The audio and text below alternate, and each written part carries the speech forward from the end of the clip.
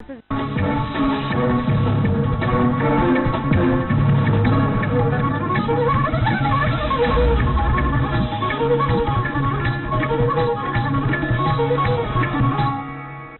कार्यक्रम के प्रायोजक हैं पेट सफा आयुर्वेदिक चूर्ण। पेट सफा, हर रोग दफा। रूप मंत्र आयुर्वेदिक फेस क्रीम, ये कोई कॉस्मेटिक नहीं, आयुर्वेदिक औषधि है।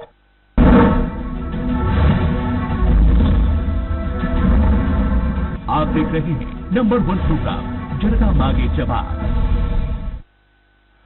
नमस्कार, स्वराज एक्सप्रेस के खास प्रोग्राम जनता मांगे जवाब में आपका स्वागत है। मैं हूं एसपी त्रिपाठी। छत्तीसगढ़ में कोरोना कहर के बीच वर्चुअल के जरिए वर्चस्व की जंग शुरू हो चली है। प्रदेश में 15 साल तक सत्ता में रहने वाली बीजेपी ने अपनी पकड़ फिर मजबूत करने के लिए मोदी सरकार की उपलब्धियों के सहारे अपने कदम आगे की ओर बढ़ाए हैं। मोदी सरकार ने अपने दूसरे कार्यकाल के पहले साल में सफलता के जो भी झंडे गाड़े हैं, प्रदेश भाजपा इसके जरिए न सिर्फ जनता के दिल में जगह बनाने की कोशिश कर रही है, बल्कि भूपेश सरकार पर भी हमलावर है। विपक्ष ने सत्ता पक्ष पर जनता से वादा खिलाफी करने का आरोप जड़ते हुए बीजेपी कार्यकर्ताओं को प्रताड़ित करने की बात भी कही है। बीजेपी ने वर्चुअल जनसंवाद कार्यक्रम में हुंकार भरते हुए कहा कि अगर वादे पूरे नहीं किए गए और भाजपाइयों को प्रताड़ित किया गया तो पिछली बार कांग्रेस 15 साल के लिए सत्ता से बाहर रही, लेकिन इस बार 25 साल तक उसकी वापसी नहीं होगी। इधर कांग्रेस ने विपक्ष के वार पर पलटवार किया है। छत्तीसगढ़ में कोरोना कहर के बीच सियासत करने का ये कितना उचित समय है, इस पर आज बात होगी ही। साथ ही हम बात करेंगे मध्य प्रदेश की करेरा सीट की, जहां कोरोना संकट के दौरान अब सियासी सरगर्मी भी बढ़ने लगी है। इतना ही नहीं, नेताओं और कार्यकर्ताओं के पाला बदलने का सिलसिला भी शुरू हो गया है। कांग्रेसी बीजेपी में शामिल हो रहे हैं तो भाजपा ही कांग्रेस में जा रहे हैं, लेकिन इस अदला बदली में मजबूत कौन हो रहा है, बड़ा सवाल तो ये है। साथ ही करेरा में देखना यह भी है कि क्या बसपा दमदार प्रत्याशी उतारकर बीजेपी और कांग्रेस के सियासी गणित बिगाड़ने में सफल होगी। आखिर इस सीट पर मुकाबला कैसा रहेगा, इस पर हम विस्तार से बात करेंगे, लेकिन शुरुआत छत्तीसगढ़ से, जहां वर्चुअल से वर्चस्व हासिल करने की कोशिश हो रही है।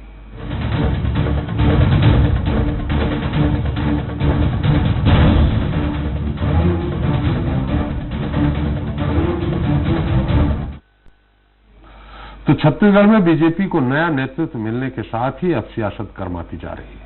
आक्रामक विपक्ष की भूमिका में आने की कोशिश में जुटे बीजेपी के आला नेता अब अपने बयानों के जरिए भूपेश सरकार को घेरने की रणनीति पर काम करते नजर आ रहे हैं। हालांकि इस बीच बड़ा सवाल ये है, मजबूत विपक्षी दल बनने का दावा करने वाली बीजेपी क्या सत्तासीन कांग्रेस पर अपना दमखम दिखा पाएगी? इस मुद्दे पर चर्चा शुरू करें। चलिए इसके पहले देख लेते हैं एक छोटी सी रिपोर्ट। छत्तीसगढ़ कोरोना से बेहाल है। बढ़ते संक्रमण पर ब्रेक नहीं लग पा रहा है। बावजूद इसके प्रदेश में दोनों प्रमुख पार्टियों के बीच वर्चस्व को लेकर पॉलिटिक्स जोर पकड़ रही है। दरअसल बीजेपी मोदी सरकार के दूसरे कार्यकाल की 1 साल की उपलब्धियों को लेकर वर्चुअली जनसंवाद कर रही है, जिसमें अब पार्टी की राष्ट्रीय महासचिव सरोज पांडे के साथ ही राज्य के पूर्व मुख्यमंत्री डॉक्टर रमन सिंह ने कांग्रेस पर हमला बोला है।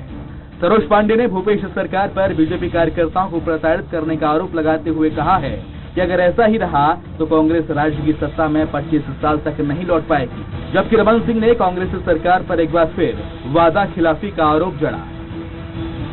कोई एक टिप्पणी करता है किसी की फेसबुक पर तो उसके ऊपर केस हो जाता है, FIR दर्ज हो जाती है। हर FIR के लिए भारतीय जनता पार्टी के कार्यकर्ताओं के लिए लोग लाइन लगा के खड़े हो जाते हैं थानों पर। लेकिन मुझे आश्चर्य तब होता है कि ये मुख्यमंत्री जी मौन रह जाते हैं। मैं कहता हूँ ये क्षण था, खून था, परेड था, उस आधार में सरकार बनी पूर्ण बहुमत के साथ, और उस सरकार ने आते ही अपने वादे को तोड़ना, उस वादे से भटकना शुरू कर दिया। यह झूठ सरकार है, शराब से पैसा कमा के सरकार चलाना चाहती। ये ऐसी सरकार आज तक दुनिया में कहीं नहीं होगी। विपक्ष सरकार के खिलाफ आक्रामक है। हालांकि बीजेपी के हमले पर कांग्रेस भी चुप नहीं है। मंत्री रविंद्र चौबे ने सरोज पांडे के बयान पर तंज कसते हुए कहा कि उनकी टिप्पणी परिपक्व नहीं है, लिहाजा वो उस पर बयान देना जरूरी नहीं समझते। जबकि उन्होंने रमन सिंह के बयान पर कहा कि पूर्व मुख्यमंत्री को अपने 15 साल का कार्यकाल याद आ रहा है। बहुत गंभीरता से वो कोई बात कहती नहीं, उनकी बातों में कोई बहुत ज्यादा टिप्पणी करने लायक बातें होती नहीं। अब उनकी आदत रही होगी, अब उसको वो याद कर रहे हैं, ऐसा मैं सोचता हूँ। छत्तीसगढ़ में कोरोना कहर के बीच बीजेपी वर्चुअली अपनी पकड़ को मजबूत करना चाह रही है, लेकिन उसके लिए बैकफुट से फ्रंट फुट पर आना आसान नहीं होगा, क्योंकि कांग्रेस ने प्रचंड बहुमत के साथ अपनी सरकार बनाई है और ऐसे कई काम किए हैं जिन्हें सराहा भी गया है। बहरहाल अब ऐसे में बीजेपी वर्षों से वर्चस्व हासिल करने में सफल होती है या नहीं, देखना अहम होगा। स्वराज एक्सप्रेस के लिए रायपुर से आशीष तिवारी के साथ रूपेश गुप्ता की रिपोर्ट। तो वर्चुअल से वर्चस्व इस मुद्दे पर चर्चा करने के लिए हमारे साथ रायपुर से जुड़ गए हैं। हम जल्दी ही जुड़ेंगे बीजेपी प्रवक्ता केदार गुप्ता जी, कांग्रेस प्रवक्ता रमेश बलियानी जी हमारे साथ जुड़ चुके हैं। बलियानी जी, आपका बहुत बहुत स्वागत है हमारे खास कार्यक्रम में। और भोपाल नमस्कार जी, नमस्कार। भोपाल स्टूडियो में हमारे साथ मौजूद हैं वरिष्ठ पत्रकार रमेश शर्मा जी, आपका भी स्वागत है। बलियानी जी, पहले आपसे ही एक सवाल ले लेते हैं। सरोज पांडे जी ने फिर एक आप लोगों की तरफ गोली दागी है। उन्होंने कहा है कि आप लोग बीजेपी कार्यकर्ताओं को जिस तरह से प्रताड़ित कर रहे हैं, तो उन्होंने जोगी सरकार की याद दिलाते हुए कहा कि जोगी जी ने जिस तरह से काम किया है, हालांकि बीजेपी वाले हैं नहीं तो उनसे मैं पूछता कि जोगी जी के नाकामियों के बल पे 15 साल रहे या रमन सिंह के उपलब्धियों के। लेकिन आपसे सवाल है कि उन्होंने कहा है तो ऐसा क्यों हो रहा? अगर कहा है तो कुछ से कुछ सच्चाई होगी। भूपेश सरकार बीजेपी के कार्यकर्ताओं को पहचान कर उन पर मामला दर्ज करवा रही है। भूपेश बघेल जी की सरकार में आज तक भारतीय जनता पार्टी के कार्यकर्ताओं पर कोई हाथ नहीं लगाया गया है जी। लेकिन भारतीय जनता पार्टी को रमन राज के दमन वाले कार्यों को याद करना चाहिए जी। बिलासपुर में कांग्रेस पार्टी के कार्यालय में जो हमारे कार्यकर्ता रामधुन गा रहे थे, पुलिस ने घुस के निकाल के पीटा उनको जी। झीरम घाटी वाले कांड में कांग्रेस पार्टी के प्रथम पंक्ति के नेताओं को मरवा दिया जी। उसी समय आडवाणी जी आए थे तो उनके लिए 3000 की पुलिस की व्यवस्था थी, लेकिन हमारी यात्रा में, परिवर्तन यात्रा में 30 पुलिस वाले भी नहीं थे जी। ये क्या बात कर रहे हैं? नक्सली के नाम पर बिलासपुर के नरेश बाजार के एक व्यापारी है चंदूलाल, जो कपड़ा बेचे थे जी। उस कपड़ा बेचने वाले व्यापारी को इस शर्त पे गिरफ्तार कर लिया और 3 साल जेल में सड़ा दिया कि तुम नक्सली से मिले हुए हो। अब आप दुकान में कोई सामान लेने जा रहे हैं तो आपके माथे पर लिखा है कि नक्सली हो। आपने कपड़ा पसंद किया, पैसा दिया, मैंने ले लिया जी। वैसे ही दर्जी को पकड़ लिया कि दर्जी को, देवांगन दर्जी है बेचारा गरीब, उसको जेल में डाल दिया कि तुमने नक्सलियों के ड्रेस सिले जी। लेकिन उन ड्रेसों को जिस अग्रवाल ट्रांसपोर्ट ने नक्सलियों के बीच पहुंचाया, उसके ऊपर कोई कार्रवाई नहीं, क्योंकि वो अग्रवाल मंत्रियों का कोई नजदीकी था। धमतरी के हमारे कांग्रेस के अध्यक्ष हैं मोहन लालवानी जी। वो एफसीआई में भ्रष्टाचार के खिलाफ आवाज उठाए जी। एफसीआई के अफसरों के खिलाफ कार्रवाई नहीं करने के बाद उनको जेल में डाल दिए, उनके बेटों को जेल में डाल दिए। अब ये क्या बातें कर रहे हैं दमन की? वही तो कह रहे हैं कि अब आप वही काम कर रहे हैं। अगर उनने गलत किया तो चले गए, आप 2/3 बहुमत 3/4 बहुमत से आप आ गए, अब आप वही काम कर रहे हैं। त्रिपाठी जी, हमको वो काम करने की आवश्यकता नहीं, हमको फुर्सत ही नहीं इन सब कामों के लिए जी। भूपेश बघेल सरकार अपने घोषणा पत्र के वादों को पूरा करने में लगी हुई है जी। और आज भी भारतीय जनता पार्टी को चुनौती नहीं है। जनता ने उनको रिजेक्ट कर दिया, तब तो 15 में सिमट गए हैं जी जी। तो जनता उनसे निपट रही है, हम क्यों निपटे? जनता तो निपटा दी उनको, हमको क्या जरूरत पड़ी उनको तंग करने की?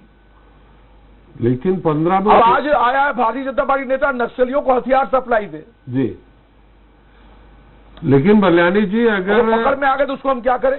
6 महीने बाद ही जो लोकसभा चुनाव हुए हैं उसमें अगर विधानसभा के अनुसार आंकड़े निकाले जाएं तो उल्टा हो गया है। उतनी ही सीटों पे उनको बढ़त हासिल हुई है, 67 सीट पे। त्रिपाठी जी, आपको भी पता है कि इन्होंने छद्म राष्ट्रवाद के नाम पे, उग्र राष्ट्रवाद के नाम पर जनता को भरमाकर चुनाव जीत हासिल की है जी। पिछले 5 साल में मोदी जी ने कुछ नहीं किया, 1 साल में मोदी जी ने कुछ नहीं किया। कोरोना के पहले देश की अर्थव्यवस्था मंदी में समाप्त हो चुकी थी और इन्होंने बड़े कॉर्पोरेट सेक्टर को 1,46,000 करोड़ का कॉर्पोरेट टैक्स माफी का पैकेज दिया था। लेकिन कोरोना काल में इन्होंने आम आदमी के लिए कोई पैकेज नहीं दिया। यानी हिंदुस्तान के 13 लाख कंपनियों को 1,40,000 करोड़ रुपया और देश के 24 करोड़ जो प्रवासी श्रमिक हैं उनके लिए 2 लाख रुपया, वो 500-500 रुपया डाला बैंक में, वो राहत है। तो इनका एजेंडा जो है वो पूंजीपति है, आम आदमी गरीब आदमी से इनको कोई मतलब नहीं है। क्या उनका एजेंडा? छटपटा रहे हैं, सत्ता में नहीं है। सत्ता में नहीं रहता तो आदमी छटपटाते है, भ्रम पैदा करो। केंद्र में आप छटपटा रहे हैं, राज्य में वो छटपटा रहे हैं। मानसिक केंद्र में आप छटपटा रहे हैं, राज्य में संतुलन तो न खोए ना जी। लेकिन हम अपना बैलेंस नहीं बिगाड़ रहे हो तो मानसिक संतुलन बिगाड़ रहे हैं अपना। यानी कोई भी आरोप लगा, रोज आरोप लगा देते हैं। पिछले दिनों कहा कि हम तनख्वाह नहीं दे पाएंगे, 30% सैलरी घटा रहे हैं। इस तरह झूठ और भ्रम फैलाने से क्या फायदा है? बात सही है, तनख्वाह, लेकिन वेतन वृद्धि तो रोक ही दी है ना आपने। वो तो पूरे दिल्ली हर राज्य ने रोकी है जी, हिंदुस्तान केंद्र सरकार ने रोकी है, लेकिन वो हमारा कमिटमेंट वो तो देंगे ही देंगे ना हम। एक बार रमेश जी से पूछ लेते हैं। रमेश जी, आजकल जो ये नई परंपरा चल रही है मध्य प्रदेश में भी आपने देखा होगा, ये पिछले मुझे लगता है 4-5 साल से 6 साल से चल रही है, आप ज्यादा बेहतर बता सकते हैं, कि अगर हम सत्ता में आए तो तुम्हारे गड़े मुर्दे उखाड़ के तुम पे प्रकरण दर्ज कराना, तुम बीजेपी के साथ दे रहे हो तो तुम्हारे ऊपर प्रकरण दर्ज कराना, तुम कांग्रेस का साथ दे रहे हो तो तुम्हें पे प्रकरण दर्ज कराना। ये जो राजनीति अब चालू हो गई है, ये कहाँ ले जाएगी इस लोकतंत्र को? देखिए, मोटे तौर पर त्रिपाठी जी, अगर आप देखें 1947 से लेकर के आज तक जी राजनीति में मूल्यों की तो गिरावट होती ही चली आ रही है जी। गड़े मुर्दे उखाड़ने का सिलसिला 1970 में शुरू हुआ था जी। हालांकि 1980 में इंदिरा जी ने उस पर बहुत ज्यादा गड़े मुर्दे उन्होंने नहीं उखाड़े थे, 2-4 पुराने निर्णय थे वो उन्होंने बदले, बाकी चले। फिर ये तेज हुआ 90 के बाद, फिर और तेज हुआ 90 के बाद। तो सरकारों का जो नई सरकार जो आती है उसका पहला एजेंडा पुरानी सारी फाइलों को समेटना। कमलनाथ सरकार ने भी यही किया, शिवराज अब भी यही कर रहे हैं, छत्तीसगढ़ में भी यही हुआ, ये हर राज्य सरकार करती है जी। और जो पार्टी विपक्ष में होती है वो सत्ता पक्ष पर आरोप लगाती है कि हमारे कार्यकर्ताओं को प्रताड़ित किया जा रहा है और जानबूझ करके किया जा रहा है। पहले ये आरोप कांग्रेस लगाती थी, अब ये आरोप छत्तीसगढ़ में भाजपा लगा रही है। मध्य प्रदेश में ये आरोप पहले भाजपा लगाती थी, अब ये आरोप कांग्रेस लगा रही है। तो ये कुछ चीजें राजनीति का चलन इसलिए हो गया है, उसका कारण यह है कि राजनेताओं को अब स्टडी पढ़ना, तथ्यों को निकालना, जनता से जुड़ करके उसकी समस्याओं को समझ करके बात करना, ये आदत ना तो बची है और ना उनके पास अब वक्त बचा है। अब विधायकों को, सांसदों को इतने लोग घेरे रहते हैं कि उनको पढ़ने का, लिखने का कोई मौका नहीं मिलता। विधानसभा की लाइब्रेरी में विधायक नहीं जाते, तो उनके पास अब स्टडी बची नहीं। दूसरा, जब से इलेक्ट्रॉनिक मीडिया आया है तब से राजनेता कुछ ऐसे मुद्दे उठाते हैं कि सुर्खियां बने, मीडिया में सुर्खियां बने। इस नाते ये आरोप प्रत्यारोप की त्रिपाठी जी राजनीति शुरू हो रही है। मतलब अगर राजनीति का, उनके जो लोकतंत्र है उसका अवमूल्यन हो रहा तो उसमें इलेक्ट्रॉनिक मीडिया का दोष है कहीं न कहीं। चले जो मुझसे पूछा जी, मैंने ऐसी संस्थाओं का गिरावट आ रही है। जी जी जी जी जी। आज केदार जी आ गए हैं, बरलानी जी लगता है वो फोन लाइन पे हैं, आपके सामने बैठने की हिम्मत नहीं कर रहे लगता। केदार जी, आपका बहुत बहुत स्वागत है। नमस्कार। नमस्कार। क्या बात है, बरलानी जी के सामने बैठने की हिम्मत नहीं कर रहे क्या आप? हालांकि आप जैसे ओजस्वी वक्ता फोन पे आए, ये अच्छा नहीं लगता। नहीं, ऐसा है त्रिपाठी साहब कि आज यहाँ जो आपका आया है लाइव के लिए मशीन, वो मशीन में थोड़ा टेक्निकल फॉल्ट आ गया। अरे नहीं, मैं वापस ले लेता हूँ, आप तो हमारे ऊपर ही डाल दिए। नहीं, हम और आप अलग अलग नहीं हैं जी, एक ही हैं दोनों। और वो टेक्निकल मिस्टेक है, उसमें आप और मैं दोनों कुछ नहीं कर सकते।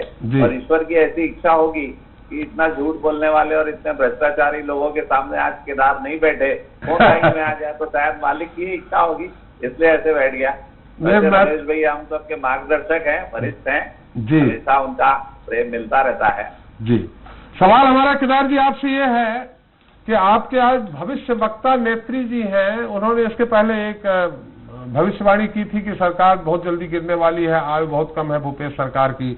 आज एक और उन्होंने भविष्यवाणी कर दी है कि 25 साल बीजेपी नहीं आएगी, 15 साल नहीं आई। तो उन्होंने एक चीज और कही थी कि जोगी जी की जो नाकामियां थी उनके कारण 15 साल नहीं आई। तो हमारा सवाल आपसे ये है कि जोगी जी की जो नाकामियां 2.5 साल में रही हैं, या आप हिटलर शाही कह सकते हैं रही हैं, उसके कारण 15 साल आप रहे सत्ता में, या रमन जी की उपलब्धियों के चलते सत्ता में रहे?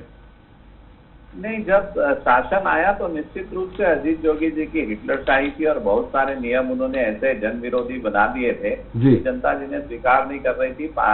धान को पानी में डुबा डुबा कर लेना, और अनेक ऐसे थे उद्योगपति व्यवसायी, इन लोगों पर बहुत टेढ़ी नजर थी। और इसके कारण भारतीय जनता पार्टी पहली बार सत्ता में आई और एक सौम्य चेहरा, सरल चेहरा प्रदेश अध्यक्ष के रूप में डॉक्टर रमन सिंह जी का था, उसका भी प्रभाव था।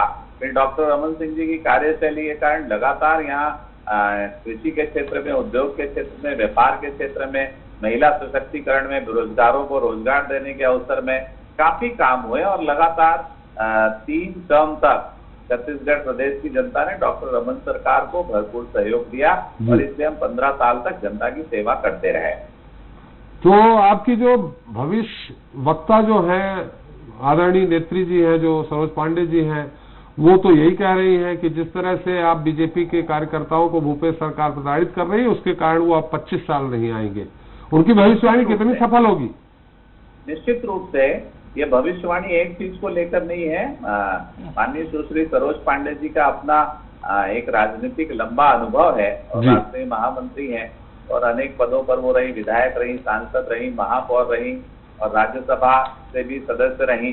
तो उनका एक अपना अनुभव है और जो वो अपने राजनीतिक दृष्टि से देख रही हैं, शायद वो कहीं सत्य साबित होगा, ऐसा हम लोगों को भी महसूस होता है कि उन्होंने आज ये बयान दिया, कल बयान दिया और आज कांग्रेस ने घोषणा कर दी कि निगम मंडल में राजनीतिक नियुक्तियां होंगी। तो ये हड़बड़ाहट तो है, उनके एक बयान से सरकार इतना बड़ा निर्णय ले रही है, कांग्रेस की सरकार, कि भाई जल्दी जल्दी नियुक्तियां करो। ये असंतोष जो है वो बाहर जाने लगा है, लोगों को पता लगने लगा है, विपक्ष के नेता इस बात की चर्चा करने लगे हैं। तो ये असंतोष को दबाने का पहला प्रयास कांग्रेस के द्वारा किया जा रहा है, क्योंकि कांग्रेस पार्टी के बड़े नेता जानते हैं उनके यहाँ जो भट्टी अंदर तप रही है वो जरूर नया गुल खिलाएगी। चलिए, अभी बलियानी से बात हुई थी, बहुत संक्षेप में आपसे जाना। बलियानी जी ने कहा कि आप बिलासपुर से लेकर के झीरम घाटी से लेकर के और उस व्यापारी तक को आपने 3 साल के लिए जेल में डाल दिया, जिसने कोई भी खरीदार आया उसको थोड़ी मालूम है कि नक्सलाइट है कि नहीं है, उसको आपने जेल में डाल दिया, उसने कपड़ा बेचा। तो ये सारे वो उदाहरण तो देते हैं, लेकिन आप एक आध उदाहरण बता सकते हैं जिसमें आपका रंजिश बस, किसी दुर्भावना बस उन्होंने आपके कार्यकर्ताओं पे झूठा मुकदमा, झूठा लाठीचार्ज, झूठा प्रकरण दर्ज किया हो? वर्तमान सरकार की बात कर रहे हैं? जी जी, आपके मैंने कि आपने आरोप लगाया ना कि कांग्रेस बीजेपी के कार्यकर्ताओं को चीन कर, पहचान कर प्रताड़ित कर रही है। तो हम आपसे जानना चाह रहे हैं, 2-4 उदाहरण बता सकते हैं किसको प्रताड़ित किया है? बिल्कुल बिल्कुल बता सकते हैं। हम तो कह रहे हैं कि जब से आए हैं बदलापुर की राजनीति कर रहे हैं। डॉक्टर रमन सिंह प्रदेश के मुख्यमंत्री थे, उनके ऊपर आरोप प्रत्यारोप तय लगाते हैं, पर उनके दामाद, जो दामाद एक सम्मान का पद होता है किसी व्यक्ति के लिए, और अगर पूर्व मुख्यमंत्री है और उनके दामाद है तो सीधा उनके दामाद पर इन्होंने आते ही प्रहार किया और लगातार जांच और यहाँ तक गिरफ्तारी के आदेश और FIR तक हुआ। ये तो धन्य है कि भारत की न्यायपालिका, जिसका हम सब आदर करते हैं, उसने उच्च न्यायालय ने इस पर रोक लगाई। तो ये तो बहुत बड़ा उदाहरण है। इस प्रकार की हरकतें, एक पूर्व मुख्यमंत्री है, उनके दामाद और उनके ऊपर FIR फिर गिरफ्तारी और लगातार वो भाग रहे हैं, ये सारी चीजें समाचार पत्रों में देना, मीडिया में देना, ये कोई शोभा नहीं देता। ये तो आप लोगों ने खुद भूपेश जी पे लगा दिया था, FIR दर्ज करा दी थी, कांग्रेस कार्यालय में घुस के पिटाई की थी, पुलिस से फुटेज मिले हैं। नहीं, ये देखिए जो भी कार्रवाई हुई थी बिलासपुर में की बात जो आप कर रहे हैं, भूपेश बघेल जी की मां, परिवार तक को नहीं छोड़ा था इन्होंने, वो घुस कर पीटा गया। वो किसी एक अधिकारी की मतलब मैं ये कहूंगा कि उनका ये स्वभाव नहीं था, पर स्वभाव के विपरीत जाकर और कानून को तोड़कर उन्होंने काम किया और उन्हें वहां से हटा दिया गया। तो अगर कोई अधिकारी ऐसे काम करते हैं, इसका ये मतलब नहीं होता कि सरकार का संरक्षण उनके साथ है। अगर इस काम करने के बाद सरकार ने कोई कार्रवाई की तो ये मानना चाहिए कि कांग्रेस पार्टी के कार्यकर्ताओं के साथ जो अत्याचार हुआ था उसमें भारतीय जनता पार्टी ने एक्शन लिया।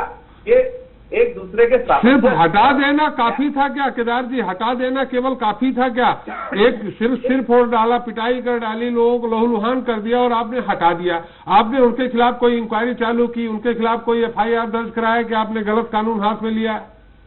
देखिए त्रिपाठी जी, FIR कराना कांग्रेस पार्टी के लोगों का काम था जी। भारतीय जनता पार्टी की सरकार ने उन पर ये गलत कार्य उन्होंने किया, इसलिए वहां से उन्हें हटाया और शायद PHQ में लाइन हाजिर भी कर दिया था। परंतु दुख की बात है, आप भारतीय जनता पार्टी की याद कर रहे हैं, अभी जब लॉकडाउन हुआ तो बिरगांव में एक थानेदार ने इस निर्ममता के साथ एक माँ के सामने उसके बेटे को छीनकर और माँ को जमीन में धक्का देकर पिटाई की और उसका सिर्फ ट्रांसफर दूसरे थाने कर दिया गया। और ये सिर्फ ट्रांसफर हुआ, कोई लाइन अटैच नहीं हुआ, कोई सस्पेंड कर दिया भाई, बारे में कोई बात हुई, गुप्ता जी सस्पेंड कर दिया उसको और पीटना डंडों से, उसका खूब वीडियो वायरल हुआ। और निश्चित रूप से कांग्रेस के गुप्ता जी बलियानी जी बोल रहे हैं सस्पेंड कर दिया उनको, सस्पेंड कर दिया उनको जी, सस्पेंड कर दिया तत्काल। नहीं, सस्पेंड नहीं हुए, वो दूसरे गोरेला थाने या उसके पास के किसी थाने में सस्पेंड हो गया भाई, कर रहे हैं, अभी सस्पेंड नहीं हुए हैं वो। नहीं दुरुस्त कर लीजिए।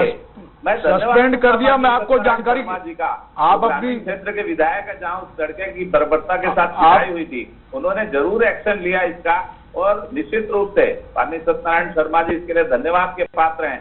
मैं चाहूंगा कि ऐसे ही राजनेता एक्शन ले, जहां पर कोई गलती होती है तो उसे स्वीकार कर और चाहे वो अधिकारी हो, चाहे नेता हो, चाहे किसी भी पार्टी का कार्यकर्ता हो, उसके खिलाफ कार्रवाई होना चाहिए। भारतीय जनता पार्टी इन्हीं सिद्धांतों के अनुसार चलती है। हम राजनीति में सेवा करने आए हैं, जबरिया और जबरदस्ती करने नहीं आए हैं। इन्हीं सिद्धांतों के आधार पर 15 वर्षों तक हमने छत्तीसगढ़ की जनता की सेवा की है और आगे अवसर मिलेगा तो करते रहेंगे। तो अभी तो बलियानी जी को करने दीजिए, 3.5 साल और सेवा। बलियानी जी, आपने केदार जी की बात सुन ली है, अब आप क्या कहेंगे? उन्होंने उदाहरण सहित कुछ आपके सामने रख दिए हैं कि जानबूझ के अगर न्यायपालिका कोर्ट हस्तक्षेप नहीं। सत्यनारायण शर्मा जी को धन्यवाद भी दिया है। चलिए, अच्छी बात है। सत्यनारायण जी त्रिपाठी जी दुखी हैं, इसलिए आप उनको जानबूझ के धन्यवाद दे रहे हैं। जी त्रिपाठी जी असल में गुप्ता जी ने घालमेल कर दिया जी। प्रताड़ना और भ्रष्टाचार के आरोप अलग अलग चीज है जी। इन्होंने प्रताड़ना वाले कोई चीज नहीं बताया कि बीजेपी के किन कार्यकर्ताओं को प्रताड़ित किया गया है। नाम लिया उन्होंने कहा कि मुख्यमंत्री के दामाद की बात। अब मुख्यमंत्री के दामाद DKS के इंचार्ज थे, उन्होंने एक सोसाइटी बना के 100 जो मशीन 3 लाख की आने वाली थी उसको आपने 30 लाख का पेमेंट कर दिया। अब भ्रष्टाचार किए हैं तो इसका मतलब ये थोड़ी कि आप मुख्यमंत्री के दामाद हैं तो आपको भ्रष्टाचार करने की खुली लूट की छूट मिली हुई है जी। तो वो प्रताड़ना कहाँ हुई? कानून अपना काम कर रहा है, यदि निर्दोष होंगे तो कोर्ट से साबित हो जाएंगे। त्रिपाठी जी, मैं कह रहा हूँ और वो जो बिरगांव की घटना का जिक्र कर रहे हैं, उच्च न्यायालय गलत है जी। वही मैं सवाल आपकी तरफ पूछने वाला था। उच्च न्यायालय ने जी बलियानी जी, नहीं, उच्च न्यायालय ने उनको बरी नहीं किया है, उनकी गिरफ्तारी पर रोक लगाई है जी कि पूरी जांच होने के बाद गिरफ्तार करिए, प्राइमा फेसी में मत करिए। बिना जांच के क्यों गिरफ्तारी करवा रहे थे? यही तो क्यों नहीं भेजेंगे? और प्रताड़ना होती क्या है जी? नहीं केदार जी, एक मिनट उनको बलियानी जी का उत्तर आ जाए फिर आप बोलिएगा। होती है जी बलियानी जी, बलियानी जी आप प्रथम दृष्टिया जो भी FIR होती है, पुलिस को यह अधिकार होता है कि उस FIR में प्रथम दृष्टिया अपराध बनता है उस धारा के अनुकूल, तो अरेस्टिंग होती है जी। अब ये अरेस्टिंग के डर से तो हो गया अंडरग्राउंड करने के बाद हिंदुस्तान के महेश जेठमलानी जैसे बड़े वकीलों को ले आए जी गिरफ्तारी से बचने के लिए। उन्होंने बाद में हाई कोर्ट से उन्होंने उस पर स्टे करा लिया जी। तो प्रताड़ना कहां हुई? आप तो अरेस्ट करने से, अरेस्टिंग से बचने के लिए अंडरग्राउंड हो गए। आप गुप्ता जी, जब आप उनकी गुप्ता जी, भ्रष्टाचार के आरोपी को आप क्यों बचा रहे हो? बलियानी जी, आप जब उनकी FIR किए थे, देखा जाता है अगर आपके पास पुख्ता सबूत नहीं है तो निश्चित तौर पर स्टे हुआ होगा। पुख्ता सबूत होते तो स्टे नहीं होता। आप बोलते हैं कि हमें रिमांड पे लेना, हमें पूछताछ करनी है। नहीं, मैं आपको बताऊं त्रिपाठी जी, उस मामले में गिरफ्तारी से बचने के लिए पुनीत गुप्ता जी अंडरग्राउंड हो गए जी, और एक बहुत लंबे अरसे के बाद हाई कोर्ट में गए जी, और एक बड़े वकील को खड़ा करके उन्होंने कहा कि कोर्सिव एक्शन नहीं लिया जाए जी जब तक पूरा जांच नहीं हो जाए। जी अब पूरी जांच के बाद जब हम चार्जशीट पेश करेंगे तब गिरफ्तारी होगी। जी तो हाईकोर्ट ने उनको कोई क्लीन चिट थोड़ी दे दी।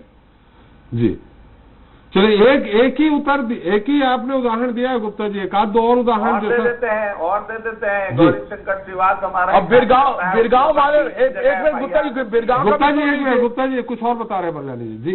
मैं एक उदाहरण है उसको तो बता दूं। बिरगांव वाली घटना पर बल्लानी जी एक मिनट, केदार जी एक और उदाहरण, बिरगांव वाली घटना पर बल्लानी जी एक और उदाहरण बता रहे हैं, उसको भी बता दीजिए। जी केदार जी। हमारे किसान मोर्चा के प्रदेश मंत्री हैं, उनके ऊपर 3 बार वो थाने गए FIR करने किसी सड़क दुर्घटना को लेकर, तो पता चला वो भाजपा के हैं तो उन्हीं के ऊपर FIR हो गया, तेलीबांधा थाना रायपुर में। फिर एक जगह वो घेराव के लिए गए, घेराव शांतिपूर्वक चल रहा था, पता चला जाकर उनके ऊपर उपद्रव करने की धारा लगा दी और FIR हो गया। तो फेसबुक पर उन्होंने कोई कमेंट लिखा जो कि किसी भी धर्म के लिए नहीं था, विपरीत नहीं था, पर उसके लिए फिर से उनको पुलिस का नोटिस आ गया। दिन रात यही काम तो हो रहा है, और क्या काम क्या हो रहा है, पुलिस और क्या कर रही है इसके अलावा? अरे गुप्ता जी बल्लानी जी का उत्तर आने दीजिएगा। मेरे एक लाइन और कहना है त्रिपाठी साहब जी, एक ही लाइन कहिएगा। धमतरी के किसानों ने, उच्च न्यायालय से कोई वकील बड़ा होता है क्या? उच्च न्यायालय से कोई पुलिस बड़ी होती है क्या? पुलिस बिना जांच के गिरफ्तारी करने गई थी, और अगर पुलिस बिना जांच के गिरफ्तारी कर रही थी तो खाली क्या FIR करने से, बल्याणी साहब बोल रहे हैं, गिरफ्तारी होती है? तो क्या भारत का कानून यही कहता है कि अगर किसी के खिलाफ FIR हुई तो केदार जी आप बल्याणी जी का उत्तर आने दीजिए। केदार जी बल्याणी जी का उत्तर आने दीजिए, आपने बहुत सारे आरोप लगा दिए। जी बल्याणी जी। गुप्ता जी, पुनीत गुप्ता के मामले में आपको सही जानकारी नहीं है। उनके खिलाफ FIR केदार जी प्लीज, वो FIR प्लीज केदार जी बात तो आने दीजिए उनकी, फिर आप उत्तर सुनने का साहस तो करिए। जी बल्ल्याणी जी। FIR होने के बाद गिरफ्तारी का डर था उनको, इसलिए FIR को क्वेश कराने के लिए वो हाई कोर्ट गए जी। तो FIR ने कहा कि कोर्सिव एक्शन मत लीजिए, पूरी जांच के बाद FIR में जो आरोप है उसकी जांच के बाद गिरफ्तारी होगी, तब तक मत करिएगा जी। गिरफ्तार करे थोड़ी पुलिस उनके यहाँ पहुंच गई थी, वो तो खुद ही डर गए जी कि FIR गलत है, उसको उन्होंने चैलेंज किया था। और जो आप कह रहे हैं धमतरी के किसानों पर लाठीचार्ज किसने किया था? धमतरी के किसानों पर लाठीचार्ज किसने किया था आपकी सरकार के समय में? पुलिस जांच के आपने उनको फरार घोषित कैसे कर दिया था? क्या वो कोई अपराधी थे? अरे आप तो क्या था जी, फरार घोषित कर दिया? बदलाईपुर तो है नहीं तो और क्या है? गुप्ता जी एक बार सुन तो लीजिए, अब उनकी भी बात सुन लीजिए। आप अरे FIR आपके खिलाफ FIR है जी, FIR है। यदि आप निर्दोष हैं तो आप FIR के लिए जो विवेचना होती है उस विवेचना में उपस्थित क्यों नहीं होते हैं? बयान देने के लिए एक बार गए थे वो, उपस्थित नहीं होते, इसका मतलब यह है कि आप मान रहे हैं अपराध है। बयान देने विवेचना में कोई अरेस्टिंग नहीं होती है। आप तो इसलिए डर गए क्योंकि आपने अपराध किया था।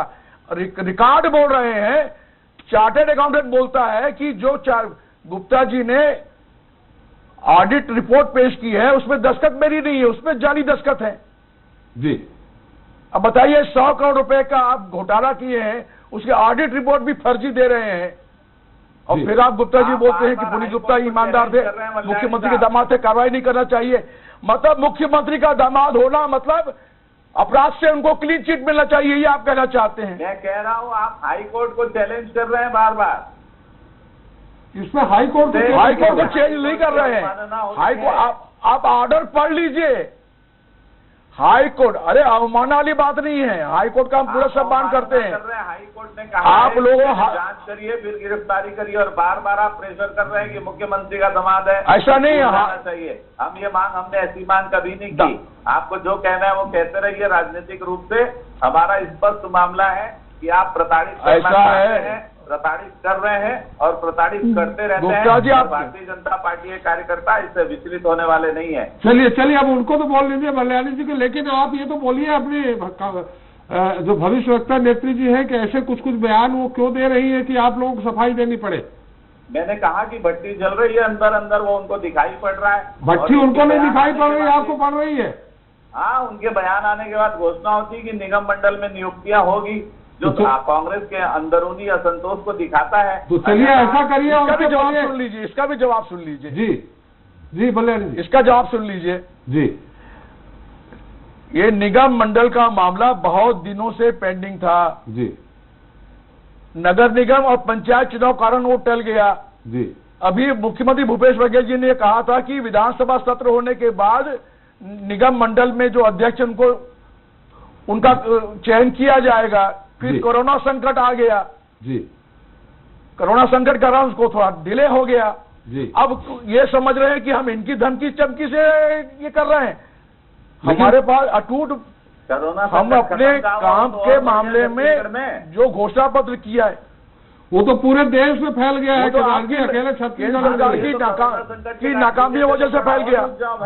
अरे दिल्ली राजधानी का देखिए। जी जी। लेकिन बल्याणी जी आप श्रमिकों के मामले को लेकर जो कोरोना को लेकर अगर रुके थे तो साल 6 महीना, लेकिन जो केंद्र सरकार की नीति थी उसका नतीजा निकला है। कोरोना तो केदार जी 2022 तक ऐसी चला, कोरोना के साथ जीना होगा तो आप निगम मंडलों की नियुक्ति नहीं होने देंगे। केदार जी कह रहे हैं कि कोरोना के कारण रुके थे, मैं 15 में सिमट गया। उसके बाद आप कह रहे थे कि कोरोना के कारण, अरे रस्सी जल गई, अटक नहीं गई, 15 तक में पहुंच चुके हो। ये कैसे फिर आगे निर्णय ले रहे हैं? थोड़ा रुक जाए भाई, कोरोना को देखे ऐसी या क्वारंटाइन सेंटरों की भाई अभी निर्णय चलिए एक बार बल्याणी जी निर्णय लिया गया। लेकिन बल्याणी जी आप सरोज जी को आप लोग धन्यवाद दीजिए, वो इस तरह से कुछ बयान और देते रहे। आप लोग इतने लंबे समय से कांग्रेस के लिए लड़ते रहे हैं, विपक्ष में भी और अभी भी लड़ रहे हैं, तो उनके बयान के कारण अगर हमारे आदरणीय कांग्रेस प्रवक्ताओं को जल्दी जल्दी कोई निगम मंडल के पद मिलने लगे तो आपको धन्यवाद देना चाहिए। ऐसा है, उनके कारण पद नहीं मिले त्रिपाठी जी। ये एक लगातार प्रक्रिया थी, उसके कारण मिलेंगे। अरे प्रक्रिया तेज तो कर दी उन्होंने। हमको सरोज पांडे की मेहरबानी नहीं चाहिए, प्रक्रिया तेज कर दी उनने। इसका कोई नहीं, न सरोज पांडे की कोई चुनौती है, न भारतीय जनता पार्टी की कोई चुनौती है यहाँ पर। जी जी जी। जनता ने इनको 15 साल के कामकाज के आधार पर 15 तक पहुंचा दिया। चला जा रहा है जी। 1600 हो गए लोग। कोरोना का तो केदार जी मत कहिए, छत्तीसगढ़ अभी बहुत नीचे पायदान पे है। जहां आपकी सरकारें हैं वहां तो थोड़ा देख लीजिए, गुजरात सहित। सरकारों का मतलब कोरोना से नहीं है साहब। तो फिर क्यों आप भूपेश सरकार को क्यों दोषी दे रहे हैं? मैं कह रहा हूँ काम करना होगा। कोरोना के जो क्वारंटाइन सेंटर बने हुए हैं वहां पर सांप काट रहा है, मधुमक्खी आ जा रही है, लोग सुसाइड कर रहे हैं, खाने के लिए भोजन नहीं है, अरे पत्तल नहीं है, थाली नहीं है, गिलास नहीं है। और एक दो घटनाओं को लेकर आप लोग अनर्गल प्रलाप करते हैं। 5 दिन बाद छत्तीसगढ़ राज्य अकेला राज्य है हिंदुस्तान में जहाँ कोरोना पर नियंत्रण पाया गया। चलिए केदार जी, लगाना चाहिए निगम मंडल। ये झूठ और भ्रम फैलाने की आदत बचाइए। केदार जी, अगर किसी क्वारंटाइन सेंटर में सांप घुस गया, उसको सांप को थोड़ी मालूम था क्वारंटाइन सेंटर है, यहाँ नहीं जाना चाहिए। अरे इंटीरियर क्षेत्र में कोई क्वारंटाइन सेंटर, क्वारंटाइन सेंटर है, सांप नहीं आना चाहिए। नहीं, कोई इंटीरियर क्षेत्र में इसके पहले में तो घरों में सांप घुसते रहे हैं।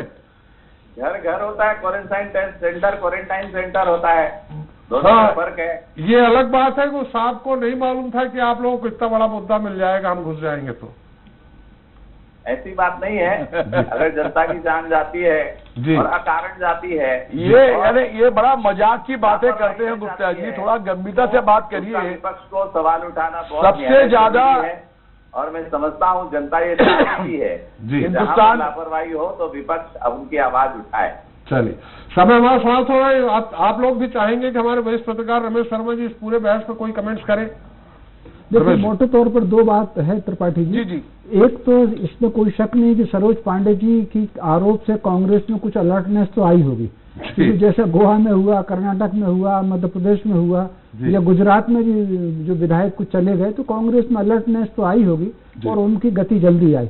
दूसरा जहाँ तक कहना चाहता हूँ सांप घुसने का, तो मैं समझता हूँ कोरोना को लेकर के इंसान जितना परेशान हुआ, हो सकता है सांप की नस्लों ने सोचा हो कहीं कोरोना हमको नागों को ना परेशान करे, तो वो जायजा लेने गए होंगे क्वारंटाइन सेंटर में, ये इसमें घटना रही होगी। जी चलिए गुप्ता जी, अगली बार आमने सामने मिलेंगे फोन के अलावा, और जो भी आपने उसके पहले कहा वो सारे शब्द विलोपित होते हैं शुरू में जो कहा आपने। बहुत बहुत धन्यवाद गुप्ता जी आपका, बल्याणी जी आपका भी हमारे साथ चर्चा में शरीक होने के लिए। तो छत्तीसगढ़ में बीजेपी वर्चुअल के जरिए वर्चस्व हासिल करना चाहती है। हालांकि मोदी सरकार की उपलब्धियां गिनाकर बीजेपी छत्तीसगढ़ में अपनी पकड़ मजबूत कर ले, इसकी उम्मीद कम है, क्योंकि राष्ट्रीय स्तर के मुद्दे अलग होते हैं और राज्य स्तर पर अलग। प्रदेश भाजपा को अपनी पकड़ मजबूत करने के लिए कोई खास रणनीति ही बनानी होगी, जो शायद वो पिछले 1.5 साल में, जब से कांग्रेस सरकार में आई है, तब से नहीं बना सकी है। भूपेश सरकार के अब तक के कार्यकाल में बीजेपी का कोई ऐसा राज्य स्तरीय प्रदर्शन देखने को नहीं मिला जिसने कांग्रेस सरकार को हिलाने की कोशिश की हो। अब ऐसे में मोदी सरकार की उपलब्धियों के जरिए बीजेपी जनता के दिल में बस जाएगी, इस पर प्रश्न चिन्ह है।